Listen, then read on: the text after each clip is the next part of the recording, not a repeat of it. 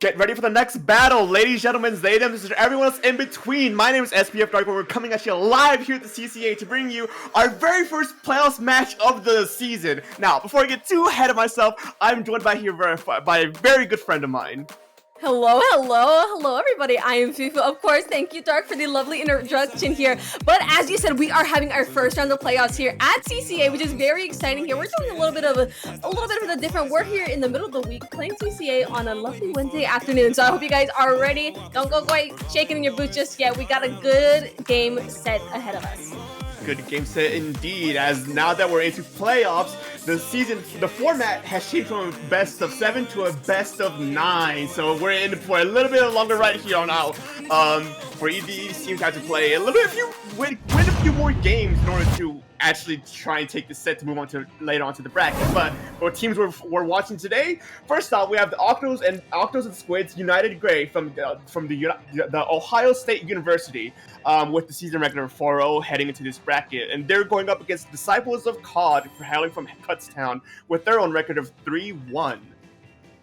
Huge. So yeah, we have very similar score records, just that 1 point difference on here. And looking at the card, that seems like their keys to victory are also unknown. So we're basically going in with not knowing too much. All we have is what these teams are going to show us today here on TCA tonight.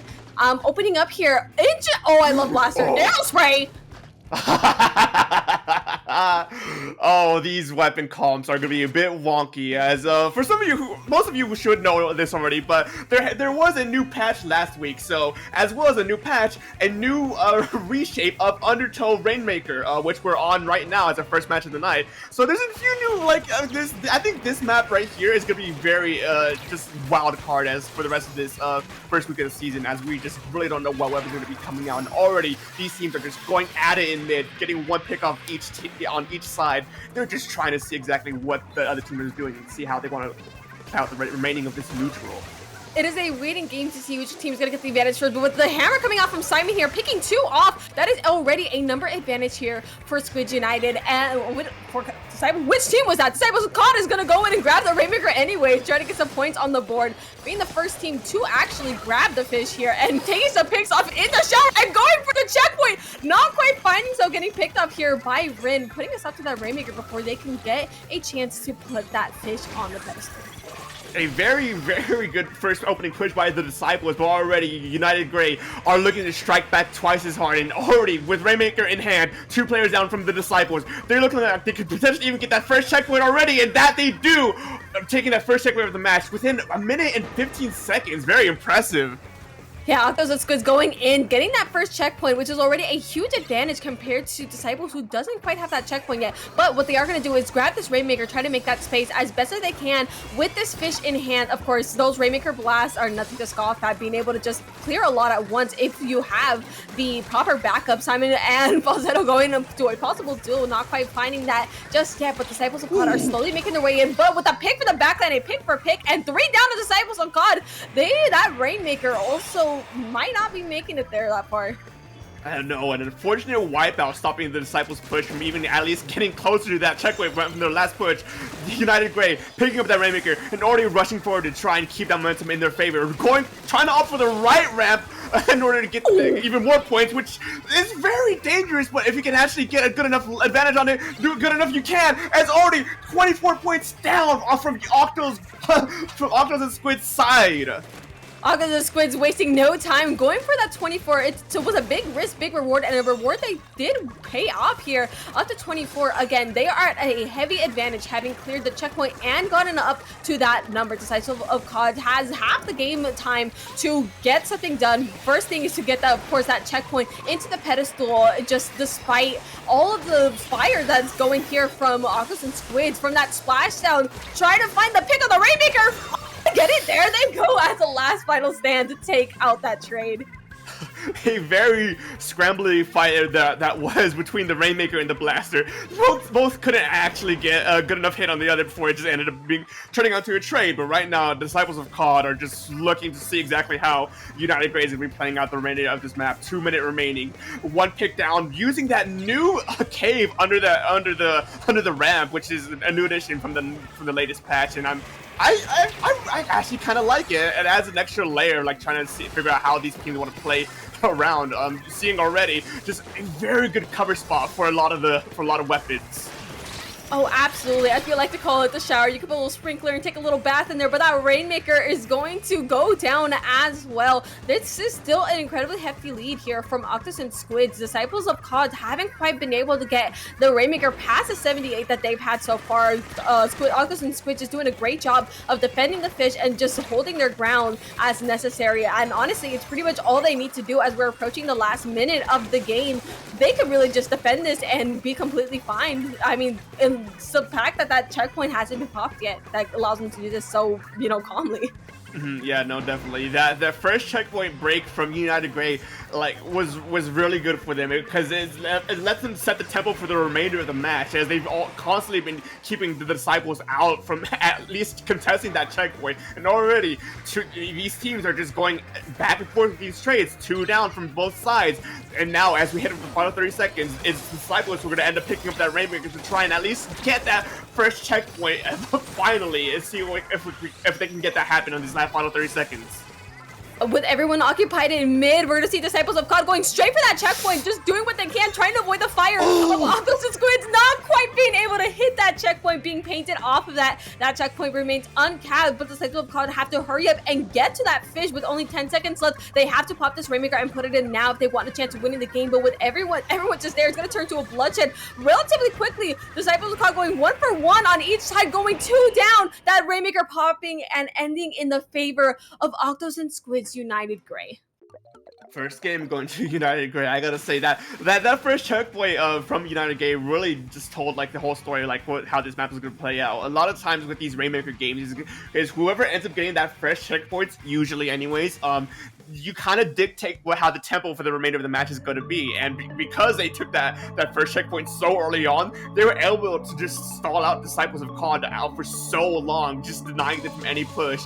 And even though they got a bit too close at the end there, it still wasn't enough for them to get that victory.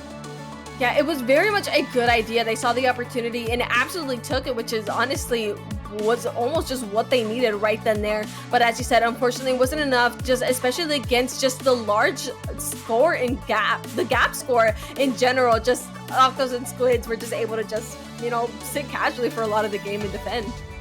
Yeah, that right route heading into the enemy side of the base, even though it's uncommon, it's still something you have to be consciously worried about, because as you saw in this game, if players try and take that right path, it's so easy for them to get a huge amount of points within a short amount of distance. So it's something players gotta keep in mind. But it's the first game of a best of 9, so first 2 games maybe isn't so indicative of your mental. As we're heading into Clamlet from Museum del Alfonsino, we're gonna see exactly how Disciples of COD try and rebound from this. Oh, absolutely. And the beauty about these sets being long as they are, it is a battle of stamina and a battle of who is going to adapt faster. So while Octos and Squids United were able to get this first game up on the board, Disciples of COD also have to, might be setting themselves up to adjust to Octos and Squids United, or vice versa. each of these teams are going to be figuring each other out as time goes on. Also the Goobers. Yeah, I gotta just quick shout out to Goober for making this, making my own quote-unquote Goober literally 2 minutes before we went live. True makemanship. I could never do anything like this, but yes, you like you said, we're in it for the long haul, and these teams first 2 games really isn't indicative of anything. It's still too early to see exactly which one will be better than the other, especially in a best of 9. So it's really going to come down to the mental and stamina in this kind of scenario, and especially with the first match of playoffs, you really got to make sure you actually can lock in for this long amount of time, because if you win, you got to pretty much do that 2 more times after this. So it is one hell of a ride. Oh no, yeah, we're gonna be here a while, to say the least. Honestly, it's just I need to poke at the map for a second, because Clamlet Museum del Alfonsino, my brain is ooh, backline leader brain, ooh. So I want to see the backlines come out. Oh, we're still gonna see that jet sculpture come out. That blaster is gonna be a menace to society in this one, and they're gonna get rid of the stringer, I believe, from Disciples of COD. So a little bit of comp changes here. One more aggressive than the other, but still, this is an interesting side of things regardless. Yeah, I think that Squeezer is a plan to sort of try and alleviate the sort of like range disadvantage that some of the other weapons have versus the Tetras and the Blaster. Maybe the Aerospray. It is unclear for right now. I don't know these teams personally, nor do we know much about what their key victories are. So we're just kind of doing guesswork at this point. But already it seems like Disciples of COD are off to a better start as they got one pick already and they have a pretty decent control over mid. Absolutely, right here. Disciples of COD are, forcing Octos and Squids to play a lot more defensively, seeing this cooler come out, and are probably going to continue on the attack, especially as they opted for a much more aggressive comp compared to last game here. And of course, Undertale is a little bit of a silly map. So moving on to something as a museum, they're really just taking advantage of the aggression that they can put down, still putting themselves at the heel of the Octos and Squids base here. Both teams, Disciples of COD, were looking to try and see if they could push up with that splatter screen from earlier, but it didn't seem to amount to much of anything, as United Grey holding very strong right now, but let's see how strong that defense is with a hammer coming straight through the entirety of the plat. It's pretty much open, but Disciples of COD are still in mid. I have no idea where the rest of their team is right now. I think they went 1 or 2 down right there as the hammer went out, not allowing anyone to really capitalize off of that, but just narrowly escaping the reslider. But of course, they're getting caught off right there. Disciples of COD are finally going back to mid as Octos and Squids are making their way to center, forcing Disciples of COD, punishing that missed opportunity that they had and just completely taking back mid, taking 2 of them down with them. A very fast flip by United Grey as they're already contesting the Disciples of COD's ramp right now. But once again, 2 go down from United Grey. Disciples of COD are holding just as strong as their opponents did earlier. And already, another 2 are down. And the fight for mid has begun once again. I think this will be the tried and true 5 minutes of just constant tug of war before we head into an overtime scenario where one small mistake just gets one power clam in. Yeah, I feel like whichever team is going to be striking first is going to be making a large push, and looks like United Grey is going to be seeing that opportunity right now, seeing that power climb ready and a huge number advantage. They didn't take I'm surprised they didn't take the small box, but they're going to try to go in anyways with 3 down on Disciples of COD. That the ball! No! They missed it! Oh, dude! I'm getting deja vu from the last time we casted together as United Grey.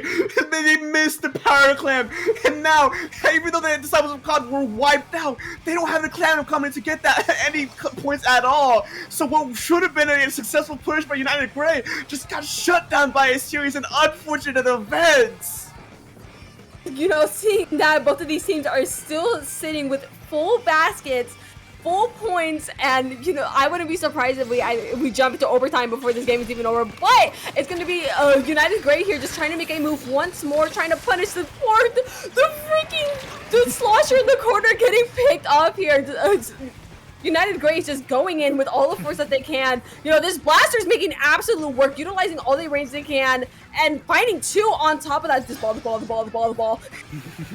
Yeah, as a Blaster enjoyer, I very much am enjoying what I'm seeing from this Blaster player as they're going in, getting 2 for 1 special, 3 down, and another miss! That's not the kind of things you want to see in playoffs, even though it wasn't as punished as it was last time. You gotta make sure your aim's on point. Oh my god. I mean, they got the ball in. That's all that matters. They had 2 even, but it seems like they are making an attack here, going 3 down. It seems that's the end of that push for United Grey, making a hefty 30-point push. Down to 30 points. Well, technically 70 points if you want to get to actually. But Disciples of COD coming in and taking mid while they can. United Grey is good. It's going to be a mid fight. That's what we're going to have here in just a second. Yeah, right now United Grey are just focused on keeping up the defenses, just denying any sort of push from Disciples of COD, as they should, as we head into the final 30 seconds for what a reslider! Something I don't think I'll ever thought I'd say commentating for this game. That reslider picking up 2 before getting unfortunately picked up by the enemy Tetra. Someone had to come and get him for that re-slider kill. Unfortunately, getting picked off. As you said, this blaster camping the ledge. This blaster has been an absolutely huge help, taking 2 down right here on a crucial moment here. Disciples of COD should not be going down members here, but they do. My goodness, United Great just going and having this ball, seeing that opportunity, trying to finish the game, finishing and putting the ball in, not missing this time, ending the game. That game was a bit more of a closer game. Definitely Disciples of COD had really done a really good job just keeping United Grey out for as long as they can, but unfortunately the power of that blaster just was too much for them, causing them to falter near the end of that match and letting United Grey take that game again. But no, you got Clamblitz. I think you gotta make sure, especially if you're gonna be moving on later to this this playoff series, you gotta make sure you go to the training range and get a practice throw in or two. Insane statement, bro.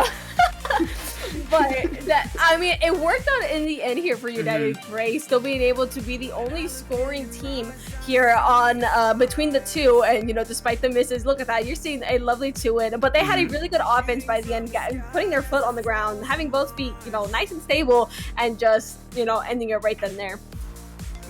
And that's not to knock out Disciples of COD either. Near the beginning of the first half of this Disciples of COD were actually doing a very well job going on defenses, keeping United Grey back on their side of the plat. And it was unfortunately that once that sort of push kind of failed and fell apart, that's when United Grey really took a good hold on the game and causing them to get such a huge lead off of a single push. But 2 games in already in this best of 9, as we're gonna be heading onto Splat Zones on Robo Ramen.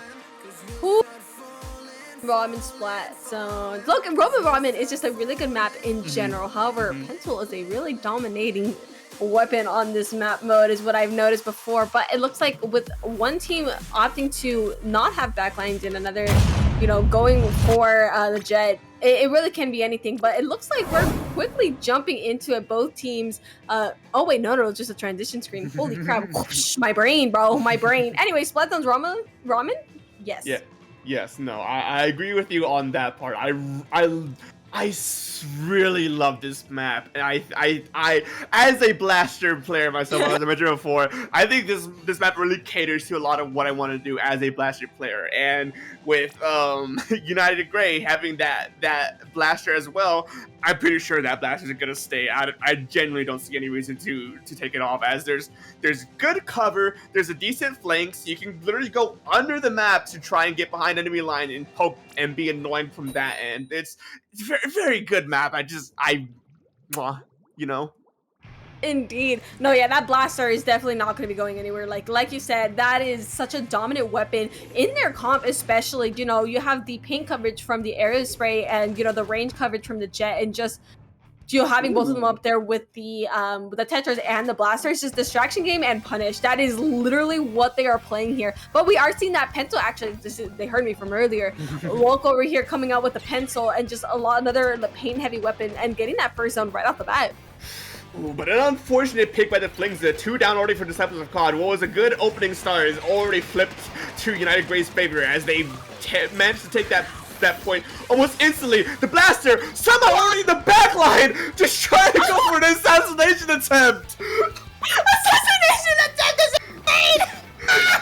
Dude, and we got them jumping at the camera too, but oh my god, despite that first cap being in the favorite Disciples of COD, United Grey just absolutely turning the tables in literally 2 seconds, coming in and just look, their base is yellow. It's like it is covered in their ink, but forced to retreat a little bit as they lost 2 of their members already to Disciples of COD. Are going to try to find an opportunity to retake the zone and just retake all the space that they lost just a second ago. And the hammer coming in, attempting to take a pick, finding one on the aerospray, the control being lost, and the zone turning blue. I gotta say, I think it's safe to say that at this point that United Grey has a very good, decent download out of Disciples of COD. But it seems that even though that download may or may not be as important right now, as Disciples of COD have this a good aggression going on, keeping a lot of their members at bay, keeping them back, keeping them from actually actively pushing the point. But as I say that, United Grey just instantly take point. 2 are down for Disciples of COD, and once again, they are back on the back foot. The Disciples just cannot seem to escape their side of the map right now. No, for sure, for sure. It's like they come back and suddenly they're locked out all over again. And I think that blaster is another good portion of it. They are feeling themselves. They are on their way to their base the second they get the opportunity, and I respect that. But that being said, the hammer coming out and actually taking a lot of the zone, capping it once more. But now it's going to turn into a fight. We're going to play a little bit of condensed surf or not. I lied. I'm a liar. It's blue again. Yeah, no, it is definitely a fight for the zone right now. As instantly, Re-Slider moment caps most of that zone, giving United Grey the flip almost instantly. And now Disciples of COD, they're just desperately trying to at least output enough paint to keep this zone contested. 2 down for Disciples of COD. That's not the trade you want to see right now. No, yeah, for sure, but it is the zone is fighting again. The girls are fighting. We're fighting over the zone again, and you know, with the Booyah coming now, that is currently a pick on United Grey as well. So the Disciples of COD are definitely up in number, or we're up in number. There we go. It is. You know, it's gonna turn into a little bit of a bloodshed, but that zone is counting in the favor of United Grey here, and is still going. Those penalty points being out of the way, they are trying to work their way to a knockout, but not for long, as I quickly say, or not. Where's zone going? The zone is yellow again, and the points continue to count down. It is a bloodshed in mid. We are going back and forth, but they're going to be fighting, attempting to get this knockout, and the points continue to fall. And with no members to turn the zone blue, that is a knockout in the favor of United Blue. That is a Great. very Not blue. Look, listen, the zone was turning blue. I thought their name was United Blue. They're gray. I mean, close enough. I mean, their score doesn't look great. They're doing great. Yeah, we got the idea. No, United Grey just doing a phenomenal job of just keeping Disciples of COD at bay, even though they might have just lost the opening gambit or like lose like a team fight here and there. They come back, and they come back with a massive swing of getting 2 picks at a time, maybe even 3 picks at a time, sending Disciples of COD back to the spawner, back to their side of the map, as they instantly take zone and just run up to their side of the other side of the map to keep Disciples of COD busy, letting that point just keep ticking down lower and lower. It was insane just how quickly they're just like, oh, opportunity, noom, off they go, and like literally in their face. But yeah, especially by the end, it definitely turned to a lot more back and forth compared to the dominance that we saw from United Grey here in the beginning, but Flyer actually, because we did see a little bit more of that by the end, as they were able to just not only get the picks they needed, just hold the zone as necessary, even when it was close to flipping, which is really impressive here as they do take the 3rd game of the set. And this is the 3, currently sitting at 3-0 right now. You get Disciples of COD has to be like actually talking about like what it is that they really need to adjust at this point, because going 3-0 in this series, they just have 2 more chances to at least stay in this series for a little bit longer. If I remember correctly too as well, since we're in playoffs, I'm pretty sure this is a single elimination bracket. So once, yeah, okay, voices in my head, okay. Thank you very much. So once these teams get knocked out, that is it for them in the season. So if they want to try and stay alive just for a little bit longer, they need to make sure they are actively talking about what they gotta do to stay alive. And right now, that conversation is gonna be focusing around Manta Maria on tower control. Manta Maria. I got beat with Manta, bro. Actually, Manta as a map is great, but to a backline, cut the cameras. Dead ass. No, Don't tell me. I don't know where I stand on Manta Maria, like, to be completely honest. I think it's a fine map. I'm not a lover of it, but I'm also not a hater of it. I think it's just kind of there. You know, it's a classic as well from Splatoon 2, so you can't exactly hate on it too much. Like, bias speaking, just general speaking anyways. But wow, it seems like Disciples of COD are just going for a complete new comp reshape with just, I'm pretty sure there's 3 new weapons like across the board, even 4. Like to see the Carbon. The Carbon can be a menace if you know, if allowed, but the Carbon's also going to be the first one to go down. The Blast and the Carbon, probably the 2 like biggest pieces of each of their comps, just went down.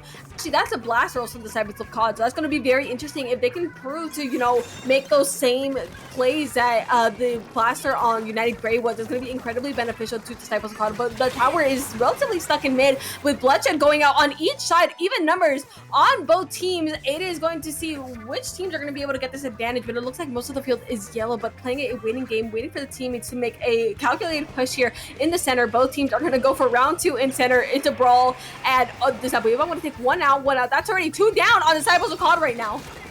It is Three? so fascinating. It is so fascinating to watch United Gray. Just how like when picks gets taken from them, they just instantly collapse on the remaining of the team and just keep that momentum going. But it seems like even while I was having that conversation, Disciples of COD managed to get 2 picks of their own and already looking to strike United Gray back almost immediately. With that Booyah Bomb probably dropping, just held on for just a little bit too long.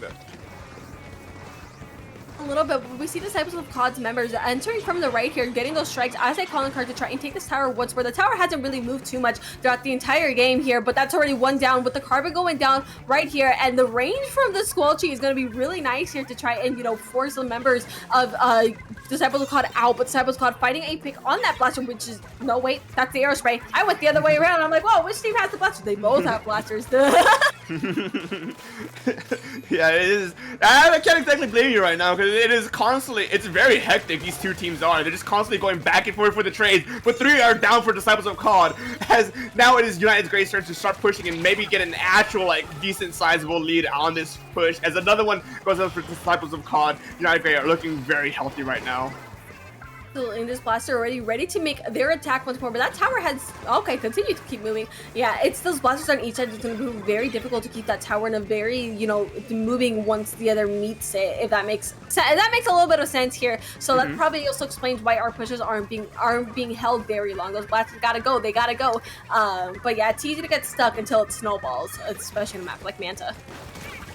Yeah, no, these teams are just, those blasters are very heat up figures here. Even though one technically has a range advantage over the other, you still gotta be careful, mindful of those that what a very unfortunate just mishap as we just jump to someone falling off this stage. And I just realized the Disciples of COD still haven't been able to take that for, what a direct, oh my god.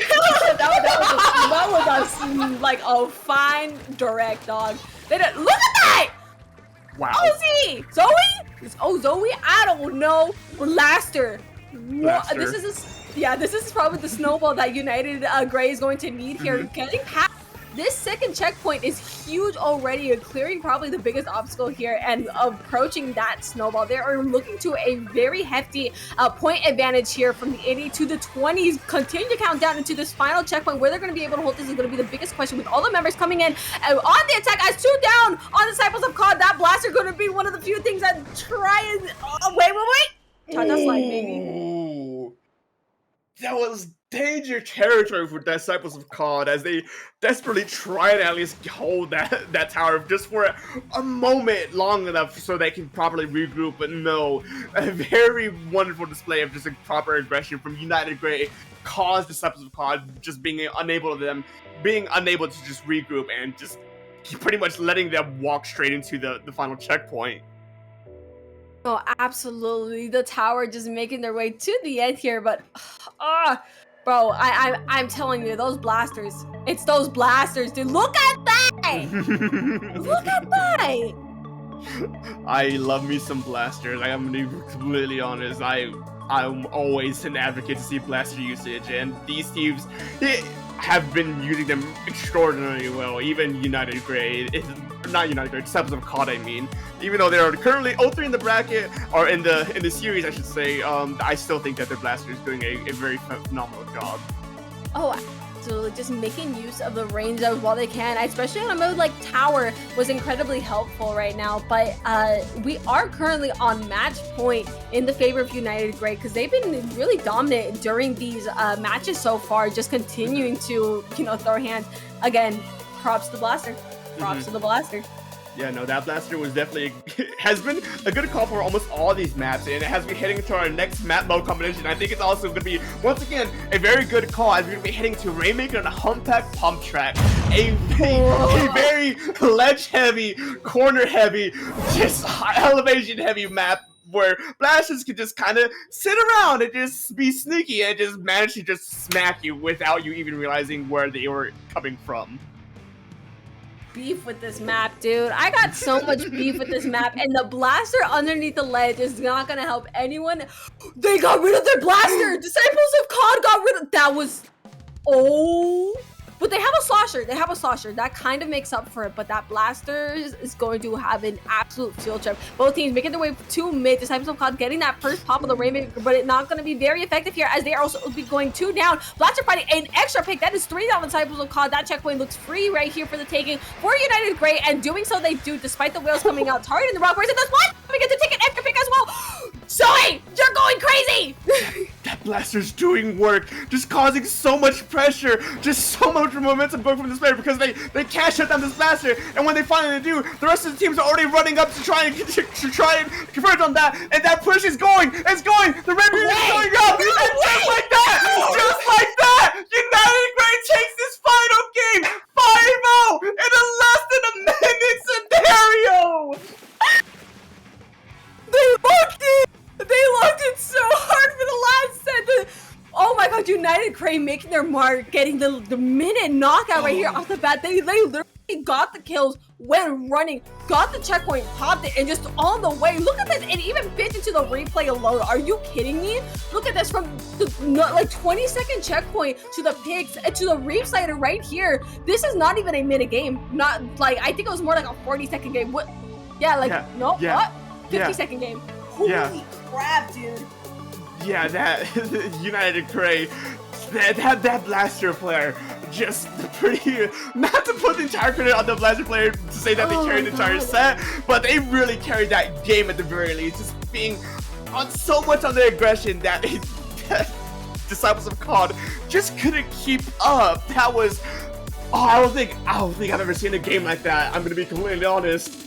Jaw drop, dude. Just straight up jaw drop. Cause like, I don't know. They just put everything together from like all the other sets and just went, mods, get this guy.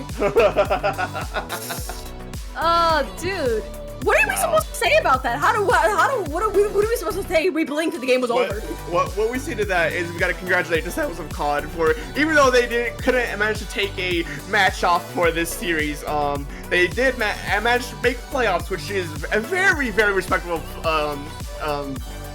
and on of its own. You know, making it playoffs, that means you beat out like a good like handful, like 10 to 12 other teams to at least make it this spot. So even though you went 0-5 in this set, don't be too down on yourself, because just to say that you made it here, that should be, you guys should be proud for that at the very least.